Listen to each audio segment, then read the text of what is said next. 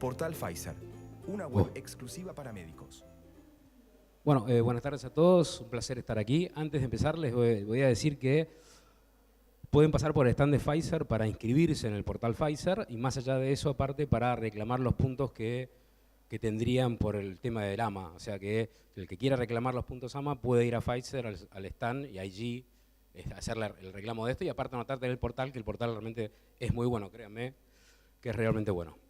Así que bueno, vamos a empezar con el simposio nuestro. Antes que nada, agradecer a la CONAREC por haberme invitado, sobre todo en la representación de Sebastián García Zamora, que hace que yo esté aquí, y al laboratorio Pfizer que genera este simposio y que me invita gentilmente a darlo. Así que bueno, la idea es intentar hacer algo bastante interactivo, así que al final intentaremos que ustedes opinen también sobre esto.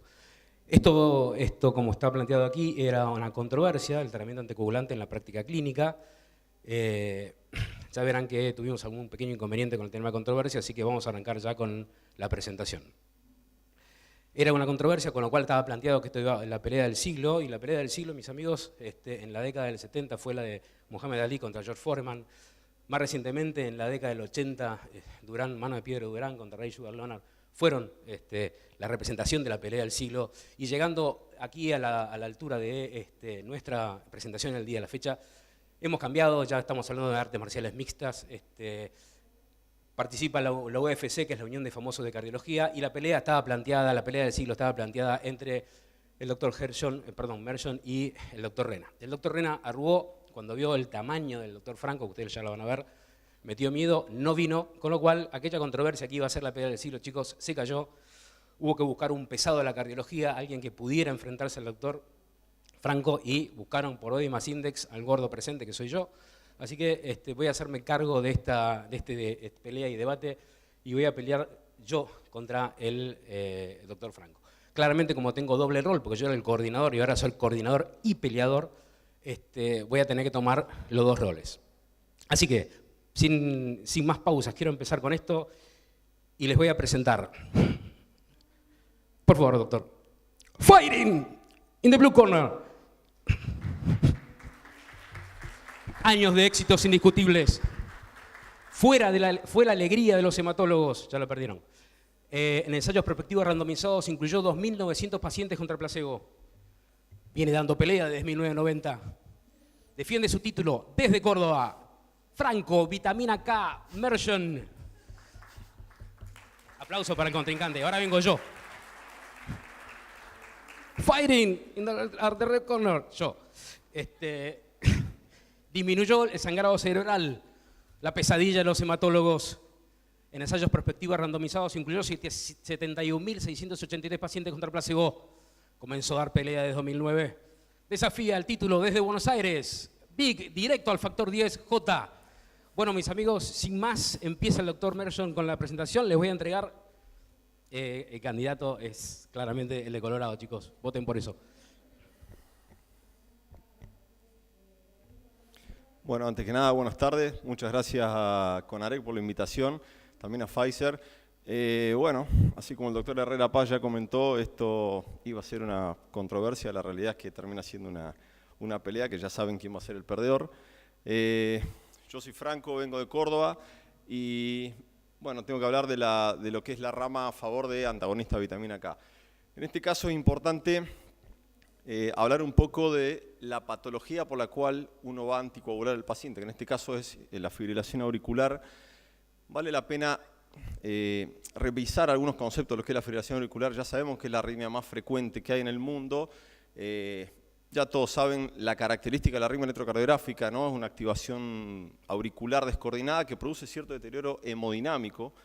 Por lo tanto, son diferentes pasos por los cuales genera ciertas consecuencias a lo largo del tiempo la fibrilación auricular, pero ustedes fíjense que lo más importante de esto, para entrar de a poco en el campo de lo que es la anticoagulación, fíjense cómo aumenta la fibrilación auricular con la edad. Si ustedes se fijan en este gráfico, a partir de los 50-59 años, progresivamente aumenta la posibilidad de tener en algún momento de nuestras vidas fibrilación auricular, pero nunca olvidarse de que por debajo de esa edad también hay fibrilación auricular. Aumenta con la edad, es cierto, pero hay un rango hacia abajo que hay fibrilación auricular y vamos a ver a qué me refiero con esto. Obviamente el impacto es alto sobre la morbimortalidad. De hecho, hay grandes estudios que han publicado más o menos un 30% de los ACV criptogénicos por lo general se deben a fibrilación auricular. Y si hacemos hincapié fíjense en la prevalencia estimada en el 2030 fibrilación auricular por encima de 20 años, el porcentaje va a ser de un 3%. Lo importante es que dentro de la morbimortalidad asociada a fibrilación auricular, el 20-30% de los ACV isquémicos se deben a fibrilación auricular. Entonces, a raíz de esto es que es importante entender el concepto de los distintos tipos de fibrilación auricular, que aunque parezca algo simple o parezca como si uno estuviera redundando en el tema, es importante saber que hay, de acuerdo al Circulation publicado en el 2014, hay 5 tipos de fibrilación auricular, pero nosotros lo que hacemos hincapié en este gráfico para mostrar, ustedes ven del lado izquierdo de la imagen, que está todo lo que es paroxístico en el medio de lo persistente y al final lo permanente o crónico. Uno muestra con esto los diferentes estadios por los cuales puede pasar la fibrilación auricular en caso de que uno no intervenga en el momento justo. O sea, con esto quiero decir que de fibrilación auricular paroxística, si uno no hace la pesquisa o un buen cribado, con el tiempo evoluciona a persistente, la aurícula empieza a remodelarse, empieza a aparecer fibrosis y ya terminamos en fibrilación auricular crónica. O sea, del lado izquierdo de la imagen, todo lo que es paroxístico responde a un trigger, y todo lo que es crónico, por lo general ya hay un sustrato instalado en el corazón que resulta inviable revertir al paciente de esa situación. Entonces, ya estamos teniendo la oportunidad ahí en Córdoba de hacer justamente este tipo de procedimiento donde uno hace una resonancia cardíaca con realce en 3D. ¿Para qué? Justamente para fusionarlo con un software de detección automática de sustrato arrítmico. En este caso ustedes pueden ver que tenemos una aurícula con diferentes sectores de fibrosis. Lo que está en color rojo es todo fibrosis, a diferencia de esto, que esto es, bueno, este era un video, pero este es un video para que vean la reconstrucción en 3D de la aurícula y que se fijen que en lo que es el cuerpo de la aurícula no hay fibrosis. Las venas pulmonares están rojo porque las venas no tienen señal, entonces se ve como tejido rojo, digamos, bajo voltaje. Es importante la disquisición porque muchas veces en la evolución de los pacientes con fibrilación auricular depende mucho justamente esta evolución de paroxística persistente o crónica. Pero lo más importante de esto es que una vez que uno determina si la fibrilación es paroxística, crónica, bueno, hay que determinar lo más importante, más allá del control de frecuencia y el control de ritmo. Lo más importante es esto, porque si bien es una arritmia que no va a causar la muerte a nadie, pero es una arritmia discapacitante. Entonces hay que tratar de intervenir precozmente, apoyarnos en diferentes herramientas para evaluar los riesgos que el paciente tenga de stroke a futuro. En este caso, si ustedes se fijan, hay un riesgo. Digamos, el detalle en el medio que si existe un riesgo embólico en cualquier tipo de fibrilación auricular, aún así obviamente las silentes sintomáticas que son difíciles de pesquisar por más corta duración que tengan. Entonces la mayor cantidad de stroke en fibrilación auricular son isquémicos, eso está claramente ya estudiado. Por lo tanto es indispensable tener conocimiento preciso de cuáles son las indicaciones puntuales en fibrilación auricular para anticoagular. Si ustedes se fijan en este gráfico, tenemos si el paciente es portador de válvula mecánica o no. Por ejemplo, no hay duda que es clase 1A de antagonista de vitamina K. En caso que no lo sea, hay que valorar el CHATS, en donde el CHATS 0 no hay duda de que no hay que anticoagular ni antiagregar. El CHATS 1 debería considerarse anticoagulación y en el CHATS 2 para arriba hay que anticoagular. Pero ya entran, si bien son clase 1A, ya entra a jugar también otra alternativa que es el cierre de orejuela de aurícula izquierda como una alternativa en caso de que el paciente por X motivo tenga contraindicaciones o haga algún tipo de complicación a la anticoagulación. Para lo cual vamos a presentar un caso clínico bastante complejo de un paciente de 44 años, sexo masculino hipertenso, un paciente administrativo, común y corriente, pero que es un caso excesivamente complejo. La cronología del caso clínico, hago la salvedad, del lado derecho en azul, es cuando yo lo conocí al paciente, todo lo hacia atrás rojo, del año 2007, Yo no conocía el historial, así que, bueno, recabé datos para que ustedes vean cómo fue esta cronología. El paciente en el año 2007 hace una angina de pecho, consulta por guardia central, el dolor fue típico, sin enzima, sin electro. Bueno, aparentemente como el dolor fue típico, hicieron un cateterismo. ¿Qué es lo que encuentran? Un puente intramuscular. Por lo tanto, el relato del paciente es que termina en cirugía cardíaca para liberar la arteria, no el puente. Postoperatorio, el paciente hace una pericarditis, síndrome de Dressler, con fibrilación auricular. Se interpreta que fueron fenómenos inflamatorios, bueno, el paciente lo revirtieron con drogas. Una de ellas fue con cardioversión, en los primeros 10-15 días del postoperatorio. No se lo anticoaguló al paciente en ese momento. Ese es el relato de él. A los 3 años, el paciente vuelve a repetir 2 episodios de fibrilación auricular, que lo revierten con drogas. Le hacen un ecocardiograma con una fracción de eyección del 73%, con una hipocinesia septal apical inferior. Le hacen una resonancia cardíaca con una ligera hipertrofia de la grasa pericárdica, bueno, y ahí deciden iniciar anticoagulación con warfarina en ese momento. Pasaron 2 años y en mayo del 2012 en un Holter encuentran un episodio, aparentemente un episodio paroxístico, varios episodios en 24 horas paroxísticos de un aleteo auricular 1-1. El paciente al mes y medio más o menos empieza a aumentar de peso, empieza con ingurgitación yugular y en julio del mismo año, julio-agosto, hace una transgresión dietética, bueno, termina ingresado en unidad coronaria por un cuadro de insuficiencia cardíaca. Entonces, en ese año, en el 2012, él tuvo una inestabilidad permanente de lo que fueron los INR. Por lo tanto, en su momento decidieron anticoagularlo con NOAC, con dabigatran, 150 miligramos cada 12 horas. Bueno, en el 2013 lo conozco yo. En el 2013 el paciente me viene a ver post-internación en unidad de terapia intensiva por un hematoma retroperitoneal que requirió, bueno, asistencia respiratoria, estuvo chocado, pero salió y me viene a conocer a mí sin anticoagulación, porque después que se fue de alta le suspendieron la anticoagulación, pero quedó virgen de anticoagulantes. Yo hago interconsulta con servicio de hematología y deciden hacer antagonista de vitamina K, en este caso acenocumarol. Bueno, en 2 años el paciente medianamente estuvo bien, pero los RIN siempre estaban en 1,9, 2, 2,1, 2,3, no más de eso. La cuestión es que a los 2 años hace una interconsulta en electrofisiología en donde le realizan un estudio electrofisiológico por los aleteos que venía haciendo, que se hacían cada vez más permanentes con síntomas.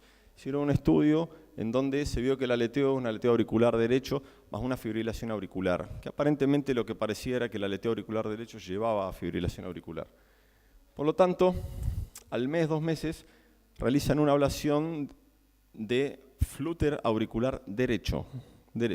Se decidió conducta expectante con la fibrilación auricular por la complejidad del caso y con el tiempo, en ese mismo año, el paciente empezó a entrar en fibrilación auricular persistente, long standing, casi permanente, porque ya estábamos casi más allá de los 12 meses. Casualidad que en ese mismo año empezó con inestabilidad del RIN.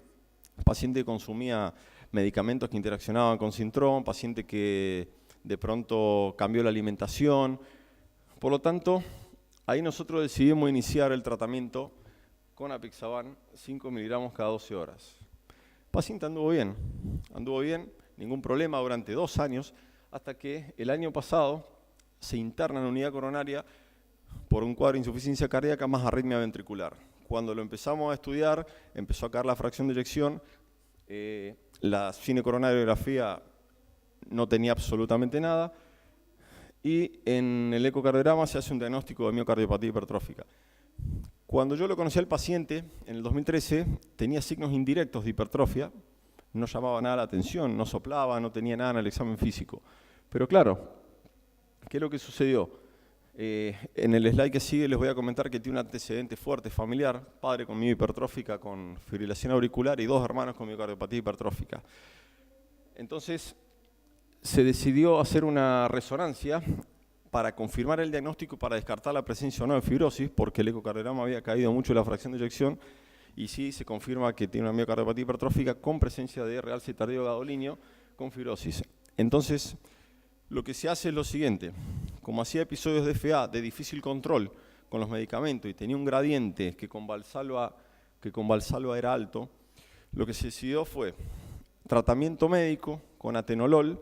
El gradiente lo fuimos siguiendo, no mejoraba, el paciente tenía síntomas, la FA por ahí se hacía más rápido, difícil control, se bradicardizaba mucho con el tratamiento y no toleraba mucho los beta bloqueantes. Por lo tanto, lo que hicimos es, decidimos hacer lo que se llama estimulación biventricular para tratar de desincronizarlo, para tratar de, digamos, sincronizar la contracción del septum con la pared para que baje el gradiente. Para eso, en presencia de FA, lo que hay que hacer es ablación del nodo y tratar de que el dispositivo, digamos, estimule en BIV, digamos, en los dos ventrículos, pero tratar de desincronizarlo, hacer el efecto al revés de un resincronizador. Con eso anduvo bien y al día de la fecha anda bien el paciente. Pero en el 2018 el paciente hace una IT, por suerte revierte, y cuando se le hace una resonancia de cerebro, lo que vemos es que él tenía, digamos, una imagen en la región rolándica, ahí frontoparietal izquierda, sin signos de edema perilesional, y el servicio de imágenes nos dice que podría corresponder a todo un evento viejo. Entonces, claro, ahí nos planteamos, tenemos un paciente con evento cerebrovascular que hizo una IT bajo tratamiento médico. En un momento no hubo una gran adherencia por parte de él, entonces planteamos la posibilidad en junta médica de ver si existía la chance, descartando cualquier causa embólica extra, de hacer un cierre percutáneo de orejuela. Bueno, efectivamente se hizo el cierre percutáneo de orejuela, obviamente, ¿no? Previo ecocardiograma transesofágico y previa tomografía multicorte para evaluar bien la morfología de la orejuela. La cuestión es que después de este cierre de orejuela el paciente quedó anticoagulado un par de semanas hasta que se endotelice el dispositivo y actualmente está libre de anticoagulante y el paciente está bien. ¿Cuál es el tema? Acorde al paciente, acorde a esta historia clínica, ¿qué recomendarían ustedes de estas 4 alternativas? Hay algo que está claro, que los antiagregantes plaquetarios en este paciente no irían ni en ningún otro. Entonces, ya está establecido que no se recomienda tratamiento antiagregante plaquetario para prevención de stroke en FA. De hecho, es clase 3A. Por lo tanto, este paciente, valorando todo el historial y como una historia clínica de 7, 10 años por ahí, fueron como mudando muchos parámetros de él. Él cuando empezó y lo conocimos tenía un laboratorio, estaba muy bien, y al último tiempo cuando empezó un cuadro de insuficiencia cardíaca empezó también a hacer un poco de síndrome cardiorrenal, empezó a bajar el clearance, estaba más anémico. Entonces, empezaron a aparecer una serie de cosas. De todas maneras, este paciente indicación de anticoagulación tiene por todos los scores que uno pueda ver. Por ejemplo, el paciente tiene un Hashbled score que es de 3 puntos, tiene un CHA2DS2 de 3 puntos y tiene un atrial stroke risk de 9 puntos. Y fíjense el atrial bleeding, que son 4 puntos. O sea, por donde uno trate de encuadrar a este paciente, tiene riesgo alto. Entonces, ¿cuál sería el anticoagulante ideal? La realidad es que los antagonistas de vitamina K han demostrado durante años eficacia, pero bueno, carecen de tener todas las propiedades de un anticoagulante ideal en general. Entonces, ahí es donde uno empieza a plantearse y empieza a mirar hacia atrás para tener un poco más de conocimiento acerca de lo que es el antagonista de vitamina K comparado con el placebo. Y claro, si ustedes se fijan, de todos estos metaanálisis, la warfarina contra placebo es mejor. Por eso lo usábamos. Ahora, sí o sí hay que tener un RIN entre 2 y 3, 2 y 3,5, fíjense cómo la hemorragia intracraneal baja y el stroke baja. Ahora, si el RIN está por debajo de 2, claramente aumenta el stroke isquémico, y si el RIN está por encima de 3,6, las posibilidades de hacer una hemorragia cerebral son más altas.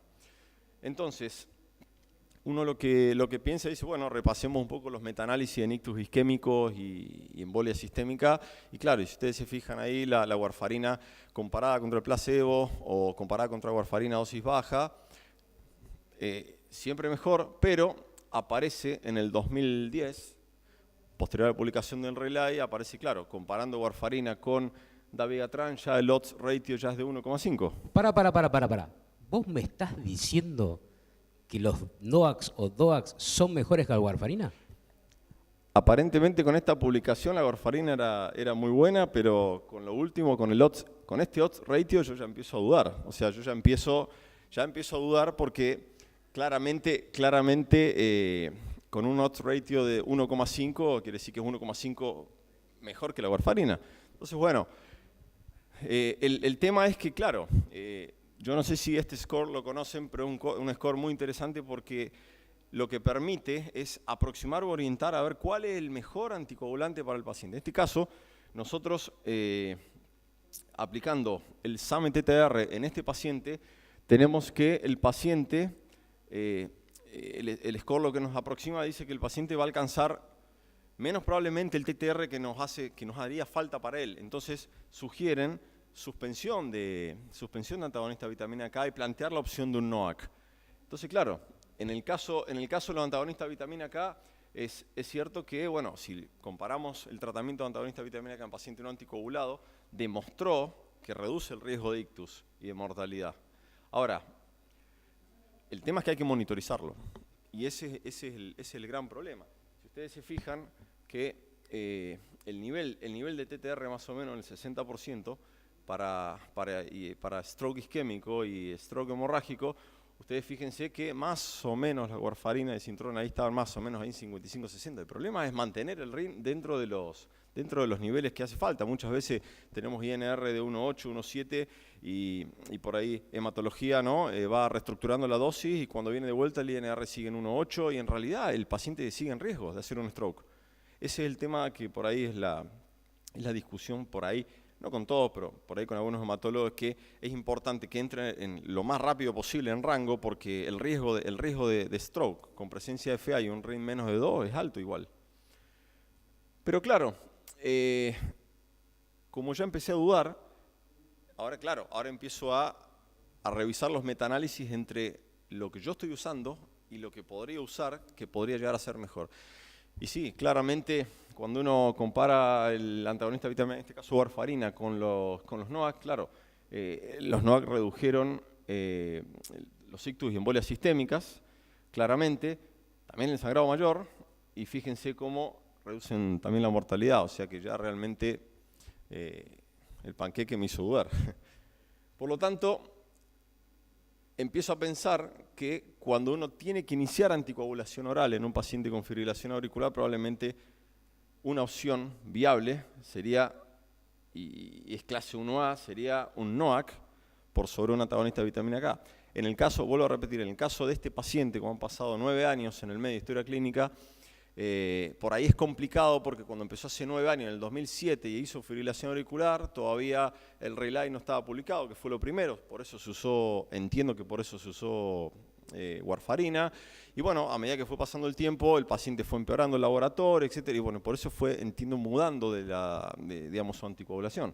Entonces, ¿por qué es importante esto? Porque nuestro paciente hizo el evento. Entonces, por eso es en prevención secundaria justamente lo que más nos lleva a pensar que uno puede cambiar de anticoagulante. Fíjense que en prevención secundaria, tanto el sangrado intracraneal, sangrado digestivo, fíjense el ictus hemorrágico mortalidad, el NOAC termina siendo superior en este caso. Entonces es donde uno se plantea, bueno, esta situación. Este es todo el resumen de todos los metaanálisis de los 4 o 5 grandes estudios, en donde, fíjense, el odds ratio está todo por debajo de 1 en los 4 estudios, ¿no? O sea, fueron valorados y son superiores acorde a nuestro paciente. Y en hemorragia grave, salvo el rivaroxaban, que tiene un odds ratio que está por encima de 1, que en hemorragia grave está a favor la warfarina, por encima de él, levemente, el resto, y fíjense cómo apixaban es claramente es la primera opción más viable, ¿no? Por lo tanto, como conclusiones, yo por ahí quiero dejar la idea de que cada vez que uno tiene una fibrilación auricular, automáticamente uno piensa siempre en anticoagular. Bueno, hay excepciones, obviamente, sobre todo en pacientes jóvenes, ¿no? En enfermedad paroxística, donde por ahí uno toma otro tipo de conductas. Hay scores para valorar, orientarnos hacia quién anticoagulamos, así que no. Esto es importante, considerar la anticoagulación, no la antiagregación, ese es un concepto que tiene que quedar claro, ¿no? Eso ya es clase 3A, que no hay que antiagregar a un paciente con fibrilación auricular y más aún así con un chat cero, no. Y yo creo que los nuevos anticoagulantes son una buena opción de anticoagulación. Por ahí se necesitan estudios de mayor envergadura de comparación entre ellos, pero yo creo que es una posibilidad y es el camino. En el caso nuestro, el paciente nuestro nos ha ido bien con todos estos cambios de anticoagulante en el último tiempo, ¿no? De hecho, hoy está con un Watchman en orejuela y bueno, decidimos suspender la anticoagulación y el paciente está bien, ¿no? Porque descartamos todo tipo de causa embólica externa que no sea la orejuela. Gracias.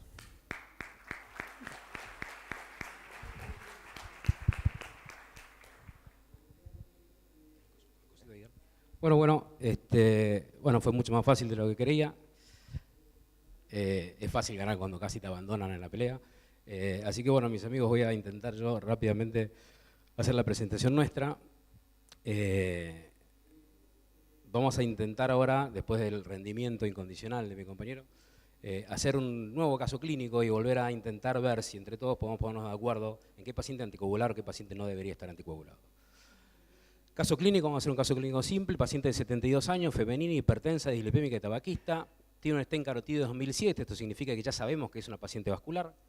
El 25 del 10 del 18 presenta trastornos visuales inespecíficos, por ese motivo no consulta, y el 26 del 10 presenta un traumatismo facial por caída, con lo cual le realiza una tomografía de cerebro en ese momento, pensando más que nada por el tema del traumatismo, y dado las imágenes deciden derivar la FLEN y la paciente estaba en la costa en Miramar.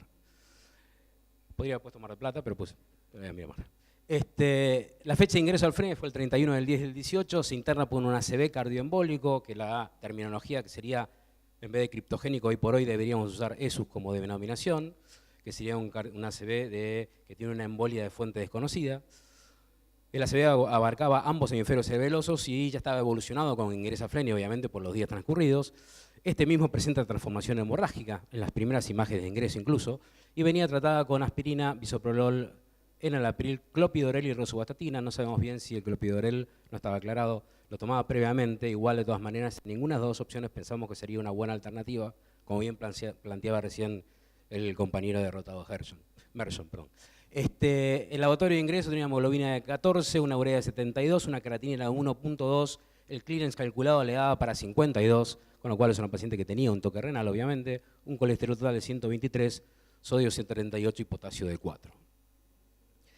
En la evolución, el ecocardiograma muestra una severa dilatación auricular, el resto de las cavidades estaban bien, con buena función, tenía hipertrofia concéntrica y tenía una esclerocalcificación valvular aórtica y enfermedad mitral leve.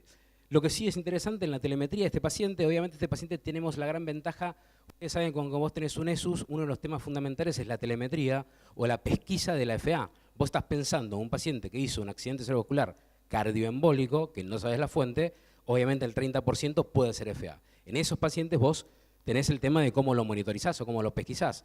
Cuando tenés la suerte de que el paciente esté internado, como por ejemplo en este caso en neumonía coronaria, vos lo vas monitorizando. Y como tenía ACV hemorrágico, el paciente tuvo más días de internación, por eso tenemos más telemetría y tuvimos la suerte de ir viendo qué pasaba. En la telemetría presenta episodios de taquicardia paroxística superventricular con infradesnivel del ST y también presenta corridas de taquicardia ventricular no sostenida. Esto motiva, obviamente, la infradesnivel del ST en las taquicardias y la taquicardia ventricular no sostenida, motiva que se le hace una prueba funcional con dipiriamol que nos informa que tiene isquemia miocárdica de grado de extensión moderada que compromete el territorio vascular de la arteria coronaria derecha y probablemente descendente anterior, desencadenada con el dipiriamol. La función sistólica conservada, obviamente, y el 5 del 11 sí presenta lo que nosotros estábamos esperando, buscando, que es la fibrilación auricular. Una fibrilación auricular de menos de 1 minuto de duración, una fibrilación auricular que encontrás en la telemetría. ¿Está bien? Estas son las imágenes del ACV, que claramente es afectan los dos lóbulos del cerebelo, perdón. Estos son los electros. El electro sinusal de base tiene un PR conservado, no tiene datos patológicos per se. Y estas son las corridas. Esta es una corrida, créanme que esto es regular. Esto es una de las corridas que tiene con taquicardia supraventricular. Acá fíjense cómo se nota, si no se llegan a verlo al fondo porque la imagen no es buena, pero hace infranivel difuso en la telemetría. Esto también sumó cuando corrí, no tengo la corrida de la TV, cuando hace la corrida de taquicardia ventricular, en que pensáramos, sabiendo que era una paciente vascular, en la posibilidad de hacerle o no una evaluación funcional. ¿Por qué funcional y no cateterismo directo? Porque tenía un sangrado activo en la cabeza. ¿Está bien? Y acá sí, en esta telemetría, en este registro o esta imagen, se ve la fibrilación auricular presente, que ahora vamos a discutir un poco. Entonces, vamos a ir pensando un poco en las conductas que tomaríamos con nuestro paciente en sí. Pensemos, entonces, ¿le realizaríamos o no un cateterismo? Y acá un tema fundamental para todos nosotros es pensar en todo esto que estamos viendo y tratando cada vez con más complejidad, en adelantarnos. ¿Por qué? Porque tenemos un montón de disponibilidad de estudios y tratamientos en la mano, pero uno tiene que saber qué va a pasar cuando vos tengas el resultado de ese estudio o qué va a pasar cuando pongas un tratamiento. Entonces, ¿qué les quiero plantear aquí? Yo tenía una paciente que tenía una transformación hemorrágica considerable, grande, que le encuentro una isquemia moderada en la cámara gamma, y que entonces yo me planteo, si yo le hago un cateterismo estacionario, obviamente va a tener enfermedad coronaria, probablemente cuando termine eso, con un stent puesto en una o dos arterias. Si eso es así, va a terminar con doble antiagregación en el momento que le ponga los dos stents. Entonces yo asumo el riesgo del cateterismo primero, porque el anticoagulo o le pongo heparina para hacer el cateterismo, y después tengo el riesgo del doble antiagregación en una paciente que tiene un altísimo riesgo de sangrado. De hecho, sangró hace muy poquito. Entonces, ahí uno debería plantear, en este caso, al no ser un paciente de alto riesgo en la cámara gamma, ¿cuál es mi decisión? ¿Por qué tengo que ver con qué me voy a encontrar y qué voy a hacer después cuando me lo encuentre? En ese momento se toma la decisión de ser conservadores, la paciente estaba asintomática para su cuadro coronario, obviamente, y se decide medicarla como preventivo, como para enfermedad coronaria, y estudiarla, llegado el caso, ambulatoriamente si se consideraba necesario en lo ambulatorio. La segunda pregunta, claramente, es si la anticoagularíamos. Claramente, ¿estamos todos de acuerdo? ¿Sí? ¿No? La pregunta al millón, porque capaz la trampa está, ¿lo anticoagularías? El tema es ¿cuándo? Yo tengo así, esto es así, tengo un paciente con fibrilación auricular, hallada en la telemetría, y acá podríamos discutir el tiempo o si no se debe anticoagular con ese hallazgo que yo tengo en la telemetría. Un tema importante que está muy en boga, se está hablando mucho, es esto de la carga de fibrilación auricular. Todavía los cardiólogos no hemos definido cuál es la carga que defina al paciente que tiene más riesgo que otro. Ahora, ¿eso es para prevención primaria o para otro tipo de paciente? En este paciente es un paciente que yo lo definí como criptogénico o ESUS. Entonces, si yo ya tengo eso, yo tengo FA, debería pensar en anticoagularlo. Otra cosa que se está hablando mucho también, ustedes saben que se habla y se dice que la fibrilación auricular es causa de ACV, pero también puede ser consecuencia del mismo ACV. Si yo tengo un paciente que tiene esa patología estructural cardíaca, una aurícula dilatada, un ventrículo hipertrófico, yo le agrego el estresazo de un accidente cerebrovascular con conversión hemorrágica, obviamente que puede disparar una FA tranquilamente. La pregunta sería aquí y ahora es, está bien, y si yo considero que esa FA es consecuencia de mi accidente cerebrovascular, ¿debería anticoagularla? La respuesta hoy es sí, FA con ACV se anticoagula. Más allá que pudiera yo fisiopatológicamente interpretar o pensar que eso podría ser secundario en mi ACV. Entonces, el otro tiempo sería si en la telemetría lo que yo encontré es muy cortito o no, ¿qué hago? Nosotros en FLENI al paciente que hace, aunque sea una corrida de 15 latidos, lo anticoagulamos, a pesar que no llega a tener 30 segundos de fibrilación auricular, como sería la definición de las guías argentinas y europeas.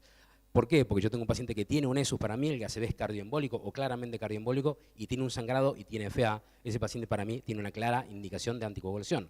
Como les planteé hace un rato, el tema es cuándo. Un paciente que tiene transformación hemorrágica, uno debería esperar, en este caso por lo menos, 2 semanas para anticoagularlo.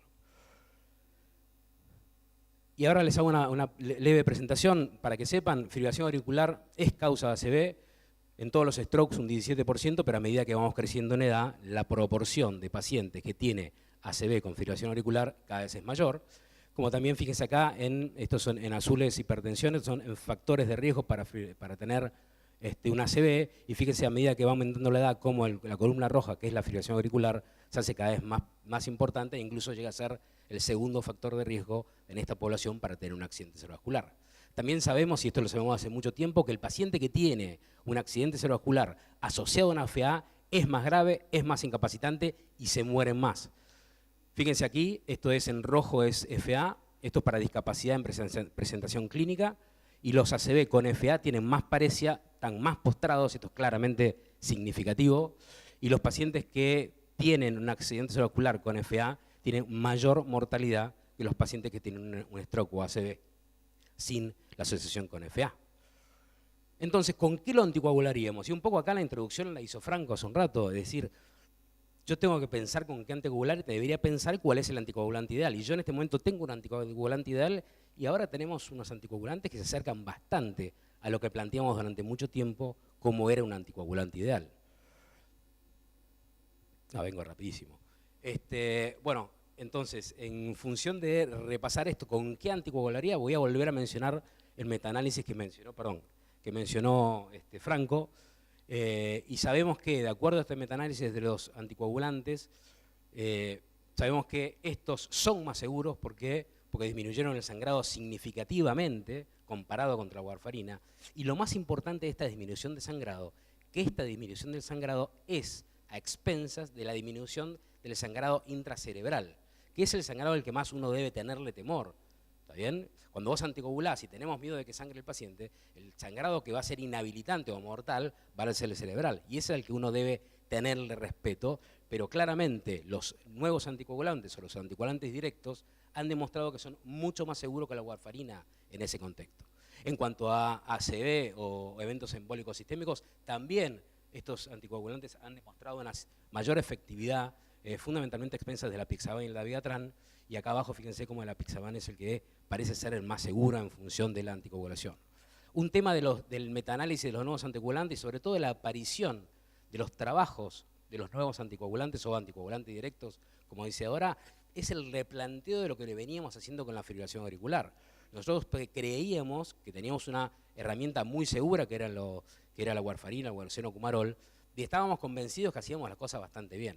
A medida que aparecieron estos nuevos anticoagulantes, a medida que empezamos a evaluar los registros, incluso el registro que hizo la CONAREC, vimos que no estábamos haciendo tan bien las cosas como creíamos y que teníamos una subutilización de la indicación de anticoagulación entre el 30 y el 40% de los pacientes. El registro Pinnacle, que es enorme de Estados Unidos, no mostraba una anticoagulación en CHAS-BAX arriba de 2 mayor al 60%, con lo cual hay un 40% de pacientes en riesgo de tener un ACV que no está protegido, y eso es un gran error nuestro. ¿Qué pasó con estos metaanálisis, con estos trabajos, con la aparición de los trabajos de los anticoagulantes directos? Empezamos a revisar qué estamos haciendo con la FA y realmente estamos haciendo las cosas mal. Iba a decir otra palabra, pero mal, créanme. Bueno, sigo.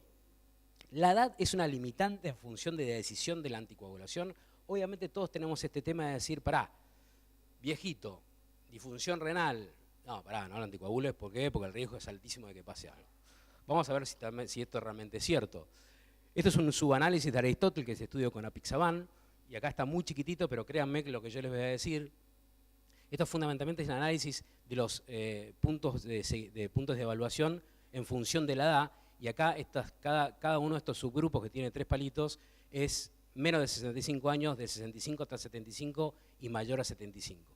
Para que vean claramente acá en la gráfica, que se ve de este lado, vamos a ver que en la disminución del stroke, claramente el beneficio es en los pacientes cada vez que son mayores, y esto es lógico porque los pacientes mayores son los que más stroke tienen, son los que más se mueren, y obviamente es la población de mayor riesgo, así que fue más efectivo en esos pacientes.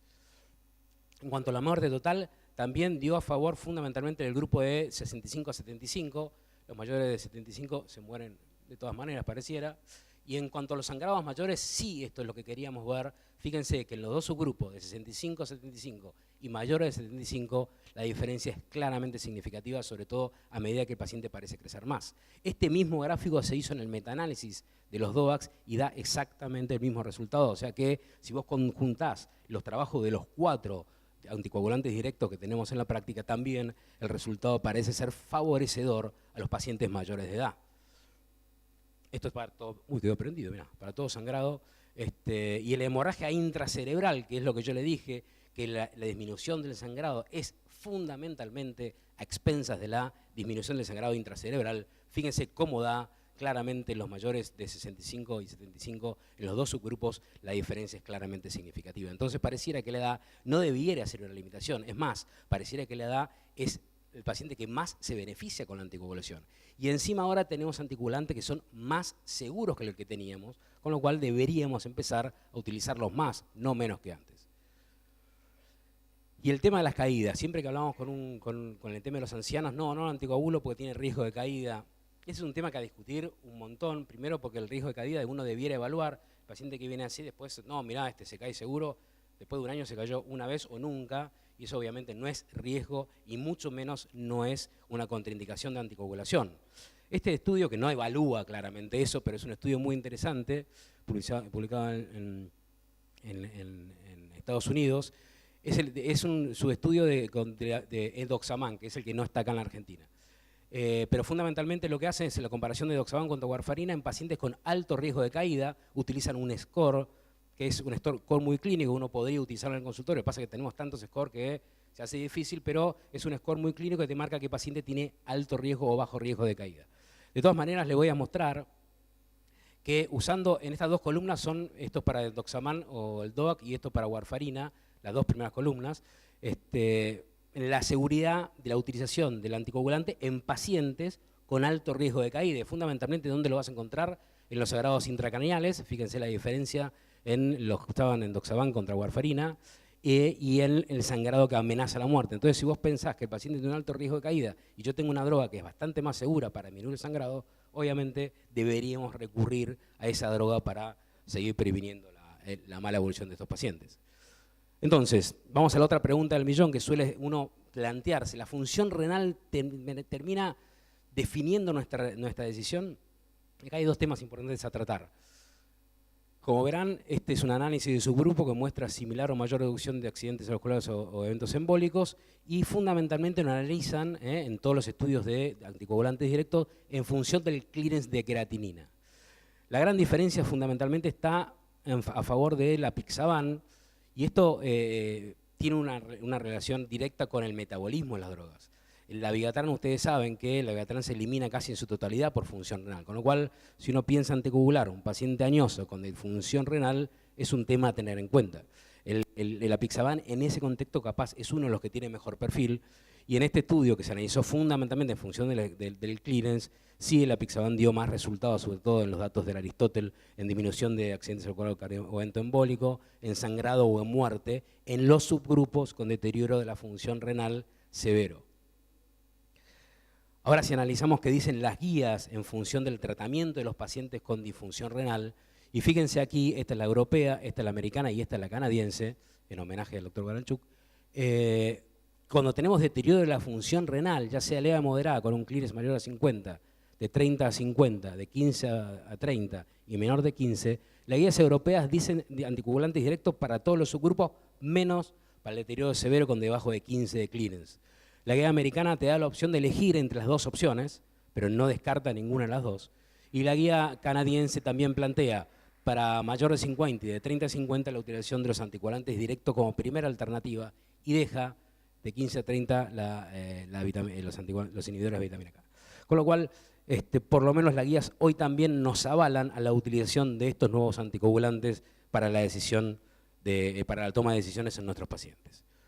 Y el riesgo de sangrado, y acá Franco hizo una introducción a esto con la utilización del score de Hasbled.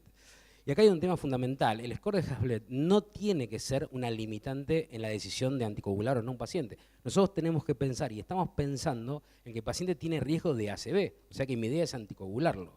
El score de Hasbled nos va a ser de utilidad para saber que nuestro paciente puede ser un paciente de alto riesgo de sangrado, pero no es que si tiene alto riesgo de sangrado en Hasbled yo debería suspenderlo. Y después otro tema fundamental, si ustedes se fijan, el score Hasbled y el score del CHA2-VASc evalúan mismos parámetros en algunos casos. Y el score de Hasbled es un score clínico que debemos utilizar para, capaz, mejorar las condiciones de sangrado de nuestro paciente. ¿Por qué? Porque si el paciente es hipertenso y yo le puedo mejorar esa hipertensión, le bajo el riesgo de sangrado. Si el paciente está tomando antiinflamatorios o drogas que aumentan el poder de sangrado, yo se lo saco, y también le bajo el score de Hasbled. E incluso una tercera posibilidad, un paciente que tiene disfunción renal, en una de esas, con medidas higiénico-dietéticas también, podría mejorar esa creatinina y mejorar un poco el clearance de creatinina. Con lo cual, utilicemos el score Hasbled como para pensar en que es un score clínico para mejorar las condiciones de paciente, para inhibir o disminuir ese riesgo de sangrado. Y ya tengo que caer a los medios, chicos, porque esto me lleva a pensar en que no solo yo tengo la razón, y esto salió en todos los medios, último momento, crónica de un error anunciado. Cuando uno, en prevención de accidente cerebrovascular, buscamos anticoagular, no disminuir el sangrado. Tenemos que cambiar el paradigma o el axioma que tenemos en la cabeza. Si yo quiero que mi paciente no le reviente la cabeza con una ACV, no tengo que pensar en el riesgo de sangrado. Pareciera que si el paciente sangra porque yo le di el anticoagulante, sí es culpa mía, pero si el paciente tiene una ACV porque yo no se lo di, la puta, la enfermedad es malísima.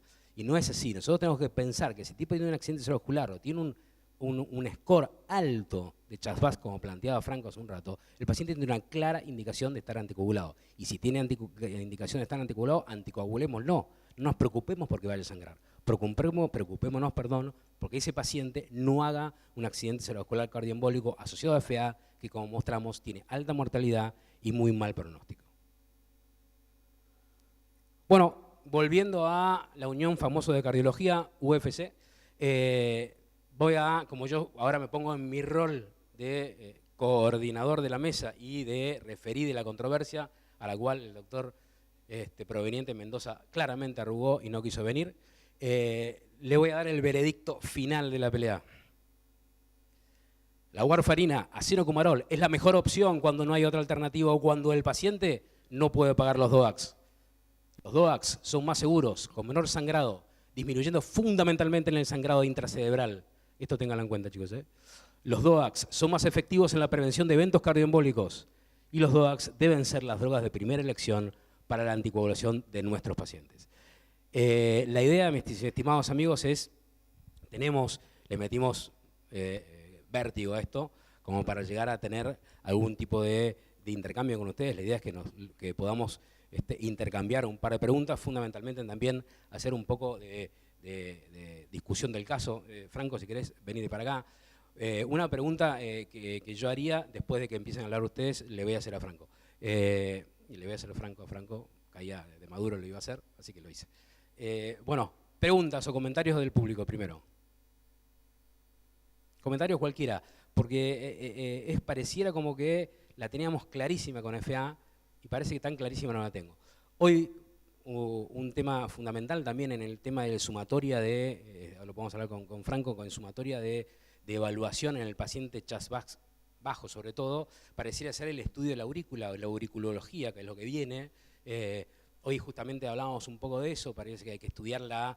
Hace años en Algerich, cuando yo estaba allí, se evaluaba ya la velocidad en la orejuela y parecía que eso era un predictor o un mal predictor en cuanto a la formación de trombos en la orejuela y probable ACV posterior. Empezamos a evaluar la estructura auricular y el doctor Baranchuk ya está estudiando un score, incluso hizo un adelanto, así que me pareciera que también evaluando el electrocardiograma, viendo la onda P, también podríamos tener algún dato más de esto. Así que, y fíjense también otra cosa más, siguiendo con este razonamiento que la teníamos clarísima con FA, cada vez en más centros se empieza a ver subunidades de FA, equipos para tratar la fibrilación auricular, porque la fibrilación auricular no es todo lo mismo, clarísimo que no es todo lo mismo, así como también nosotros tenemos dudas con a quién anticoagular. Ahora, para el clínico del día a día en el consultorio, nosotros tenemos una herramienta igualadora que es el CHA2-VASc.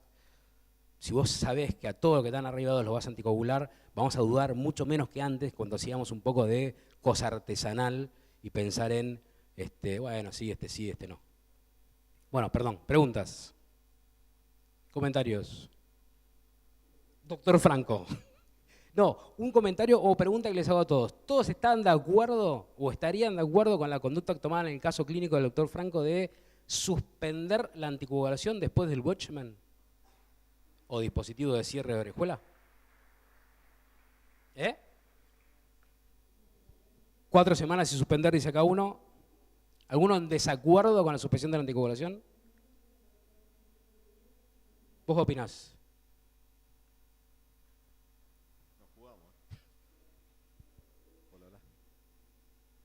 ¿Se puede habilitar el otro micrófono?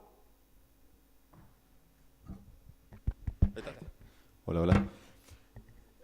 Bueno, realmente en el caso nuestro, en este paciente, nosotros decidimos, si bien él no había hecho ninguna complicación secundaria a apixaban, porque eso vale la pena aclararlo, ¿no? O sea, él le viene bien, pero realmente que uno hace la autocrítica que no sabe si lo hizo bien o no, la conducta final, porque como venía haciendo tantas complicaciones, digamos, ya del hematoma retroperitoneal, nosotros ya nos asustamos que no lo conocíamos, que fue en teoría en un contexto más o menos al año del inicio de dabigatran, que ese fue y estuvo tanto tiempo internado sin lograr una reversión del cuadro que realmente después cuando volvió a senocumarol, a warfarina, perdón, con rin inestable, que nosotros lo rotamos y venía bien, realmente nos planteamos eso porque el paciente también empezó a manifestar miedo después de lo que le había pasado. No refería problemas con el costo del fármaco, para nada, pero tenía miedo de lo que le había pasado, de la inestabilidad de los rines, etcétera, etcétera. Y se planteó un poco por ese lado como una alternativa. Nosotros planteamos de que siguiera anticoagulado, pero después de todos los estudios que hicimos, porque hicimos bastantes estudios para tratar de descartar cualquier otro tipo de fuente embolígena, que si bien él no tenía factores de riesgo con cine normal y con una hipertensión que estaba dentro de todo bastante controlada, bueno, decidimos poner Watchman, quedó 4 o 6 semanas hasta que endotelizó, hicimos un ETE a los... la pregunta es buena porque hay un electrofisiólogo que está en Estados Unidos que el seguimiento de la anticoagulación posterior al cierre, él lo hace distinto a lo que se suele hacer. Entonces hay un estudio en marcha al respecto para ver si realmente post cierre se siguen anticoagulando o post cierre hasta endotelizar el dispositivo se suspende la anticoagulación y se espera. Nosotros hasta ahora, toco madera, pasó más o menos 6-7 meses y está bien. Si hace un evento nuevo, bueno, es porque quizá había que dejarlo anticoagulado, pero es una pregunta, no es simple de responderla, ¿no? Porque no está muy claro, eso. Exacto, a lo que apuntaba yo era para complicarlo un poco más a mi compañero, es que no hay una evidencia clarísima. Porque la evidencia que hay del uso de Watchman o de cierre de orejuela es contra el paciente que tiene de alguna manera una contraindicación. La idea es sacarle la anticoagulación. Entonces, está clarísimo que ese paciente no lo voy a anticoagular. Ahora, si vos pensás desde la prevención secundaria del accidente cerebrovascular, como este paciente la tuvo, intraanticoagulación, está bien, yo podría decir, yo le cerré la orejuela, pero el paciente sigue teniendo fibrilación auricular. La pregunta es, si no tiene contraindicación de anticoagulación, en una de esas capaz una alternativa es dejarlo anticoagulado, dejarlo con la doble protección. Obviamente, como bien planteó él, no hay una evidencia clarísima al respecto. Y lo que nos llevó también a pensar un poco en cierre fue que los últimos clearance, después que cayó la FEI, empeoró notablemente la función renal respecto a 3, 4, 5 años atrás, ¿no? Tenía un clearance bajo, estaba en 20, 21 por ahí, y realmente hasta teníamos miedo y duda, no sabíamos si realmente anticoagularlo o no con ese clearance. Nos creó muchas dudas realmente. Por eso se planteó en junta médica y en realidad, se definió eso. Lo cual, es todo un tema ahora posterior, cómo seguir. Ahora está, como te repito, sin apixaban, pero ojalá que no haga ningún evento. ¿Algún comentario o pregunta? Sigo. Hay un tema fundamental que los argentinos somos muy creativos, es el tema de las dosis. Cuando se habló de estos trabajos, yo me acuerdo de Renato Pérez hablando de esto, que López, ¿no? No Pérez. Pérez es un primo que tiene, Renato, de otra familia. Pero bueno, está Renato López también, que es el chairman del Aristóteles. Y él plantea como una cosa fundamental de los trabajos el tema de la dosis. ¿Y por qué digo esto? Porque los argentinos somos de inventar. Vamos siempre a la micro, ¿viste? Estatina de 5 la inventaron para nosotros. Después 2,5, tengo apixaban 2,5 y negrito me quedo más tranquilo, ¿viste? Está un poquito anticoagulado. Vamos con eso.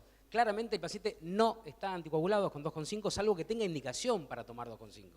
Lo mismo con el 15 de rivaroxaban. No sirve para nada, el paciente no está anticoagulado. Si bien rivaroxaban hay mucha duda con la dosis, pero tengamos en cuenta que no hay que empezar a inventar por nuestra tranquilidad, porque le estás agregando en realidad no le estás quitando el beneficio que le estarías dando a la protección de su anticoagulación. El paciente no está anticoagulado, así que intentemos no evitar, tener en cuenta lo que dice la evidencia y cuáles son las dosis y la mejor droga para cada uno que quiera elegir para el paciente. Vuelvo al mensaje del veredicto, la primera frase, que es el tema de la utilización de la warfarina o el acenocumarol en nuestro caso. Claramente que nosotros tenemos que tener en cuenta que tenemos que utilizar lo mejor que tenemos para nuestro paciente, pero también tenemos que utilizar lo que tenemos para nuestro paciente. Y obviamente el país, con la gran desigualdad que tiene, hay un montón de lugares que no tenés otra alternativa, pero usémoslo, porque está demostrado que tampoco lo usábamos como corresponde. Y también porque le teníamos temor y una cierta inestabilidad con los RIN, lo que mostró muy bien Franco en su exposición, y esto obviamente sí lo perdés con la utilización de los nuevos anticoagulantes. Yo recuerdo, pues soy muy joven, parezco, pero recuerdo, estuve presente cuando salieron las enoxaparinas, y cuando aparecieron enoxaparinas, nosotros en Algerit éramos una especie de fanáticos talibanes de la anticoagulación, con microgoteo, 6 fascos, ¿viste? 3 báster distintos para que el microgoteo llegues al RIN, el KPTT con la anticoagulación heparina sódica. Aparece un día uno y me dice, pará, poner enoxaparina de negrito, no se controla más. Y vos que controlaba cada 2 horas, incluso en algunos momentos, de un día para el otro, por una cuestión de fe, tenías que creer que el paciente está anticoagulado. Y esto, muchachos, es lo mismo que nos está pasando ahora con la utilización de los DOACs. Y la enoxaparina nadie duda en usarla y nadie duda en que tiene que hacer control. Nadie pide factor 10A para controlar si el paciente está anticoagulado o no está anticoagulado. Entonces, tenemos que perderle miedo, aprender a utilizarlos y lo vamos a utilizar nosotros. Obviamente, si el paciente, más allá que los hematólogos lo dejemos de lado, pues no lo necesitamos más, prontamente tampoco necesitaremos más a los diabetólogos, vamos a ser todólogos nosotros. Más allá de eso, obviamente que la utilización del acenocumarol por un tiempo largo va a seguir siendo la mayoría, pero la idea es que si yo tengo la mejor alternativa y más segura, empiece a utilizarla la mayor cantidad de veces posibles. Bueno, estamos acercándonos al tiempo. Me están apabullando con los comentarios, tengo un poco de temor a no poder responder las preguntas. Upa, para que tengo un correligionario. Por ahí un comentario también. No solamente acá en Argentina vemos que la dosis que se utiliza de estas drogas es insuficiente, a veces la misma industria contribuye para generar controversia, por ejemplo, en otro contexto, pero pacientes con fibrilación auricular que requieren una angioplastia coronaria. Hemos visto algunos estudios que utilizan drogas a dosis que no están aprobadas, o sea que sabemos que no son anticoagulantes, como el caso, por ejemplo, del Rivaroxaban, que usó 2 ramas diferentes de Rivaroxaban a 15 miligramos o Rivaroxaban en el símil esquema Atlas de 2.5K12, que si bien obviamente no tenían un poder estadístico para hablar de eficacia, sí estaban diseñados para hablar seguridad, e incluso se vio que había más eventos embólicos en esos pacientes con fibrilación auricular, entonces creo que también hay que tener cuidado. Lo mismo pasó en la rama del Redual PCI con dabigatran en la dosis baja de 110 miligramos en este contexto. Habrá que ver por ahí el Augustus en estos pacientes que son por ahí diferentes de los que veníamos charlando, pero comentario. Y después otro comentario también, mencionaste muy bien el registro CONAREC. Acá en Argentina también se utiliza muy mal los anticoagulantes en pacientes añosos, que sabemos que tienen más riesgo embólico, y hemos presentado en este año, digamos, que la alteración de la ambulación, en este caso que fue evaluada no con un score, sino que con el uso de andador o paciente postrado, cualquiera de esos factores era un factor independiente para la no indicación de anticoagulación en estos pacientes que sabemos que tienen un mayor riesgo embólico. Nada, esos comentarios. Muy bien, ¿algún otro comentario o pregunta? Voy a tener que volver a subir esto, capaz me desgarro. Bueno, doctor Franco, ¿algún comentario más? Vamos cerrando. Muchísimas gracias. Una cosa que agrego a lo que planteó el compañero, que a veces lo de la industria, fíjense que el 110 de dabigatran también genera mucha duda, porque cuando vos analizás los trabajos de dabigatran, el 110 es recontraseguro en cuanto a sangrado. ¿Y por qué es recontraseguro? Porque no están anticoagulados. El paciente que no tiene una clara indicación de esa dosis no está anticoagulado, entonces obviamente que va a sangrar si no está anticoagulado. ¿Está bien? Por eso cuando vos analizás los eventos favorecedores del dabigatran fue con la dosis de 150. La disminución del evento cardioembólico, que el dabigatran realmente hace una diferencia, fue con 150, no fue con 110. Ahora, seguridad, 110 es un lograzo. Y sí, obvio. Yo también te doy placebo y no sangrás. Siendo un poco duro en el comentario. Yo quería sí. hacer Hay un comentario. Sí. Miren cómo camino a la cancha. Con respecto a la dosis del rivaroxaban, que justo se nombró el 2,5K12.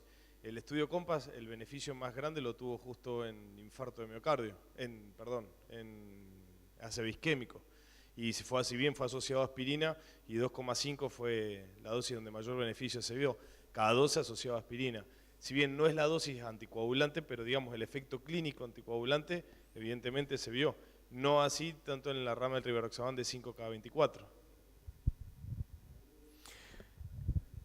Sí, yo quería hacer un comentario acerca de lo que dijo el colega sobre el tema de la cinecoronariografía. Bueno, trasladándolo al caso que he presentado, es importante esa salvedad porque en el caso nuestro, por ejemplo, paciente hicimos una ablación de un aleteo derecho y decidimos dejar expectante la FA por la complejidad del caso, porque justamente también hay una indicación precisa en anticoagulación, en fibrilación auricular para hacer ablación de FA. Entonces nosotros en ese caso decidimos una conducta expectante, asumimos probablemente asumimos mal, pero porque es difícil encontrar, digamos, utilizar un protocolo de resonancia para buscar fibrosis auricular, para ver si realmente iba a tener buena evolución o no. Nosotros decidimos mejor no tocar, pero en ese caso también es un escenario complejo, ¿no? Porque si hace un FA y cardiovertirlo, bueno, hay un gran capítulo de los NOAC y cardioversión eléctrica, y también en fibrilación auricular, en ablación de FA también es un tema, ¿no? La anticoagulación, ¿no? Porque digo, si uno está anticoagulado con un NOAC y tiene que hacer una punción transeptal o sufre alguna complicación dentro de la ablación, si no tenés una reversión inmediata, es muy probablemente el paciente muera en el acto, ¿no? Y si es por taponamiento, o sea, Entonces a lo que voy es que esa aclaración me pareció muy bien porque en el caso del paciente nuestro fue pasando por diferentes etapas, y nosotros tratamos de ser lo más cauteloso acorde a cómo venía anticoagulado, ¿no? O sea, antes los pacientes las ablaciones se hacían con warfarina o senocumarol, 2-3 días antes se hacía el bridge con heparina y andaba todo bien. Entonces ahora hay estudios ya que están evaluando la ablación de FA con NOAC, ¿no? Estamos cerca del tiempo, voy a ir cerrando, pero bueno, perdón porque hiciste una pregunta o un comentario y no te contestamos. Claramente no tenemos ni idea que dio el COMPASS, con lo cual no te vamos a contestar. No, el tema fundamentalmente ahí es que el COMPASS no evalúa FA, ¿no? Obviamente. El paciente está fuera porque tenía indicación de anticoagulación. Con lo cual, es un estudio que uno puede evaluar, tener en cuenta. Para ciertas poblaciones hay que seleccionar al paciente. Yo creo que es un aporte de información más que no define conductas hoy por hoy todavía, pareciera. Obviamente que hay que seguir. Yo creo que en el rivaroxaban, y esto lo que decía el primo de Renato Pérez, que era Renato López, lo que él decía del tema de la dosis, él planteaba que si la gente del Rocket replanteara el trabajo no haría ni siquiera una sola dosis diaria, haría 2 dosis y cambiaría probablemente la dosis. Fíjense que el rivaroxaban usa 2,5, 5, 15, 10, 20, duplica la dosis para TPP, así que es complejo eso. Lo que sí, para cerrar, mis amigos, porque ya estamos en tiempo, y soy de origen inglés y el tema para mí es muy importante, la puntualidad, un comentario que no tiraron en ningún momento fue ¿qué pasa con los antídotos? Nadie tiró, yo esperé, no sabíamos que íbamos a contestar, pero esperé que alguien dijera algo. El antídoto es fundamental, estos pibes se mueren desangrados. Yo le voy a contar un paciente que tuve. Como soy un grosso, lo traté con apixaban, el paciente estaba muy bien, andaba fenómeno, y como complicación simpática me mete una disección aórtica tipo A y viene disecado con apixaban. Justo estaba el doctor Renato López en la Argentina, el tipo, tenemos la suerte de que evolucione estable, si existe el estable en la disección tipo A, pero evoluciona estable hemodinámicamente y lo aguantamos. Primer día aguantamos.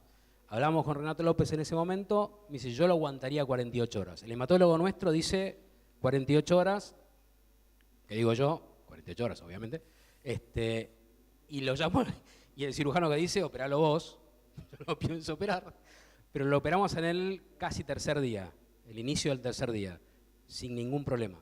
Hemos operado también tumores cerebrales en pacientes que se les suspendió el DOAC al segundo día y no han tenido ningún problema, los neurocirujanos estaban contentísimos.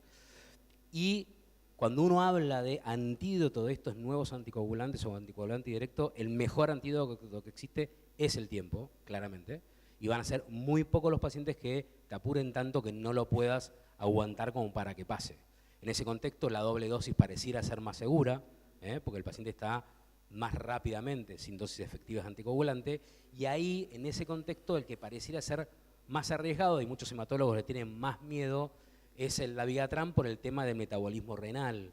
Con lo cual vos no tenés una dosis tan clara de depuración de ese paciente, porque va a depender un montón de las condiciones hemodinámicas y del filtrado renal de ese momento de ese paciente.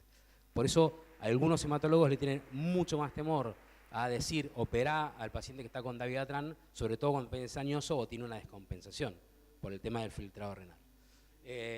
Así que bueno, no me voy a meter más con esto.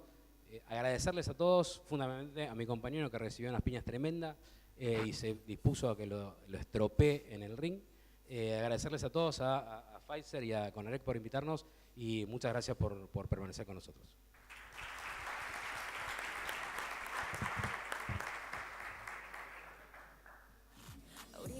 겨울엔 단둘이 멀리 여행 가자 손 꼭 잡고 내 Monday to Sunday 또 낮에도 밤에도 지금도 생각해 너